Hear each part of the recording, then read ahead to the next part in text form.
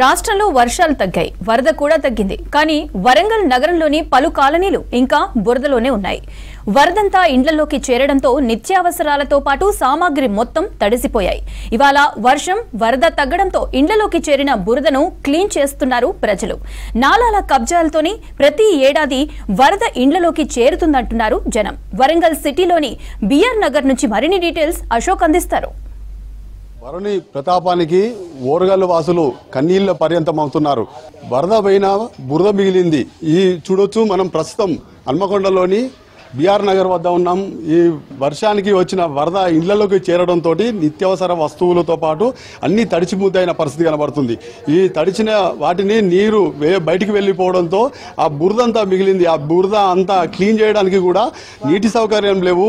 ఒకవైపు దూర ప్రాంతాల నుంచి తీసుకొచ్చిన వాటర్తోని అన్ని క్లీన్ చేయించుకుంటున్న పరిస్థితి అయితే కనిపిస్తుంది. ఒకవైపు కరెంటు లేకపోవడం, తాగడానికి నీళ్లు లేకపోవడంతో కొంత ఇబ్బందులు ఎదుర్కొన్నప్పటికీ ఈ అధికారులు మాత్రం సహాయక చర్యలు చేపట్టడంలో మాత్రం కొంత నిర్లక్ష్యం చూపుతున్నారని మాత్రం స్థానికులు వాపోతున్న పరిస్థితి అయితే కనబడుతుంది. చూడొచ్చు, ఈ కాలనీలలో మొత్తం ఎటు చూసినా ఇళ్లలో మొత్తం క్లీన్ గా చేయడం కోసం, బురద అంతా బయటికి పంపించడం కోసం మాత్రం ప్రయత్నం చేస్తున్న పరిస్థితి కనబడుతుంది. ఇక్కడ కొందరు మహిళలు ఉన్నారు, వాళ్ళతో మాట.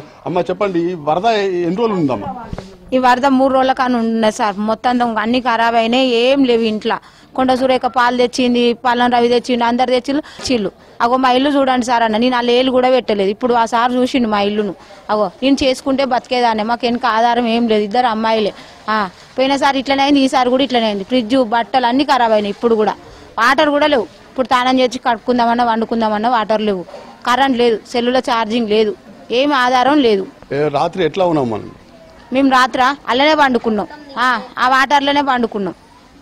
ఇది వాటర్ లోనే ఉండిపోయామని చెప్తున్నాం. అమ్మ ఏమైంది? మొత్తం నీళ్ళే అన్నయ్య. మొత్తం ఇక్కడి వరకు గేటు మొత్తం ఇక కొంచెం అయితే మొత్తం క్లోజ్ అవుతుంది. బిఆర్ నగర్ మొత్తం మునిగిపోయింది. మొత్తం వాళ్ళు బియ్యము, సామాను మొత్తం వాటరే. ఇన్ని వస్తాయని అనుకోలే వాళ్ళు. మొత్తం ఇక మామూలుగా తక్కువనే, ఇంతవరకే వస్తాయి కదా అనుకున్నారు. ఎవరు ఏం చదువుకోలేదు. మేము కూడా ఇక్కడనే ఉన్నాం. మొత్తం తడిచిపోయినాయి. బియ్యము, ఫ్రిడ్జ్, మంచాలు అన్ని, ప్రతి ఒక్క సామాను, బట్టలు ఏం లేవు. అందరి మొత్తం బిఆర్ నగర్ మొత్తం మునిగిపోయింది. ఇప్పుడు తినడానికి కూడా తిండి కూడా లేదు పాపం. మొత్తం తడిచిపోయినాయి అన్ని అందరి. ఒకరికొకరు హెల్ప్ చేసుకున్నాం. ఒకరింట్లో ఉంటే ఒకరిని తిన్నాం, ఒకరింట్లో ఉంటే ఒకరిని తిన్నాం. పాలు లేవు, ఏం లేవు, తినడానికి ఏం లేవు. మొత్తం చిన్న చిన్న పిల్లలు, మొత్తం అసలు ఘోరం అయిపోయింది బిఆర్ నగర్ మొత్తం. ఎప్పుడు లేదు, ఇదే ఫస్ట్ వచ్చుడు. ఇంతగానం అయితే ఎన్నర్ రాలే. మేము ఈ గుడిచలు వేసుకున్న కాంచలి ఇదే ఫస్ట్ గా వచ్చినాయి. అంత తిన్నామంటే తిండికి లేదు, నిన్ననైతే తిండే లేదు మాకు. ఇప్పుడు కడగబోదామంటే నీళ్లు లేవు, కరెంటు లేదు. కరెంట్ అంటే లేకుంటే కానీ వాటర్ లేదు. ఇప్పుడు తిండి లేదు, ఇంతవరకు ఛాయ లేదు, పాలు లేవు. షాపులు కూడా బందే ఉండే. ఇప్పుడు షాపులు ఇద్దామన్నా వాళ్ళు షాపులు కూడా అన్ని తడిసే ఉన్నాయి, ఏం లేకుండా ఉన్నాం. ఇప్పుడు ఇది పరిస్థితి. మొత్తం ఆకలితోని అలమటించిపోతున్నామన్న పరిస్థితి కనబడుతుంది. అమ్మ ఎట్లా అనిపిస్తుంది అమ్మా? వరద తగ్గింది కదా? తగ్గలేదు. ఇంట్లో లోపల మొత్తం తడిసిపోయినాయి. బియ్యం తడిచినాయి, వాటర్ మొత్తం నీళ్ళు వచ్చినాయి, గ్యాస్లో కూడా నీళ్ళు పోయినాయి. మాకు బియ్యం కూడా లేవు, వండుకొని తిందామంటే. బట్టలు తడిచినాయి, చిన్నపిల్లల బట్టలు అన్నీ తడిచిపోయినాయి, ఏం లేవు. కూలర్ తడిచినాయి, ఫ్రిడ్జ్లు అన్నీ ఏలాడుతున్నాయి ఇంట్లో. మేము వచ్చేసరికి వాటర్ మొత్తం తడిచినాయి. మేము వాటర్ నుండే పోయినాం. వాటర్ ఇక్కడ దాకా నడుము దాకా వచ్చినాయి. నడుము దాకా వస్తే అట్లనే పిల్లలని ఎత్తుకొని పోయినాం.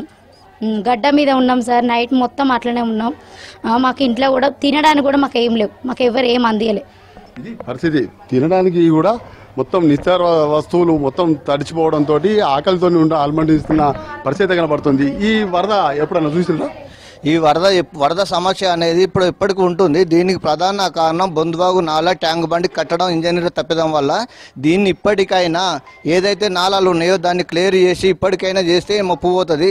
లేకపోతే నిత్యావసరాలు, ఫ్రిడ్జీలు, కూలర్లు ఇవన్నీ ప్రతి సంవత్సరం కారణం బొందువాగు నాలా. ఎప్పుడైతే మీరు బొందువాగు నాలను చేసి బయటికి చెర్లకి ఇస్తారా, పైప్ లైన్ వేసుకుంటారా, ఏం చేస్తారో చేస్తేనే పోతుంది. దాన్ని రామన్నపేట నుంచి తిరగడం వల్లనే ఇంతమంది నష్టపోతున్నాం. ఈ ప్రతి నష్టానికి కారణం ఇంజనీర్ తప్పిదం వల్ల. ఇప్పటికైనా ఇంజనీర్ మొద్దు నిద్ర వీడి ఏదైనా నాలను పరిష్కారం చేస్తేనే మాకు ఇక్కడ ఉంటాయి. దానికి ప్రధాన కారణం బొందువాగు ట్యాంక్ బండ్ అనేది మీరు చేసుకోండి. వాగును మొత్తం కబ్జా చేసి ట్యాంక్ బండ్ కట్టి దాన్ని రామన్నపేట గురించి పోవాలంటే మా ఒక్క గల్లీ నీళ్లు పట్టాయి రామన్నపేట దాంట్లో.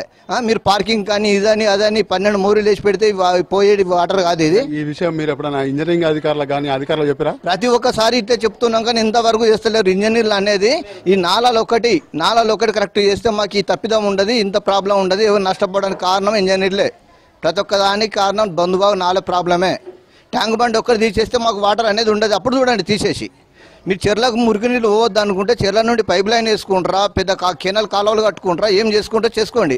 కాకపోతే మాత్రం ట్యాంక్ బండ్ కాడ బొందుబాగు ఎక్కడైతే ఉన్నదో అదే ప్లేస్లో మీరు బరాబరి గేట్లు పెట్టుకుంటే మాకు ఈ సమస్య ఉండదు 100%. అది ఇది పరిస్థితి. మొత్తానికి బొందివాగు నుంచి వచ్చే వరద బయటికి పోకుండా కబ్జాలు చేయడం కారణంగానే ఈ వరద ప్రవాహము బీఆర్ నగర్ కాలనీలు మొత్తం తడిచిముద్దవుతున్న పరిస్థితి కనపడుతుందని స్థానికులు చెప్తున్నారు. ఈ బొందివాగు మార్గానికి పరిష్కారం చూపితే మాత్రమే ఈ మా కాలనీ ముప్పు ప్రాంతాల నుంచి విముక్తి కలుగుతుందని చెప్తున్నారు. వీడియో రాజుతో అశోక్ న్యూస్ వరంగల్.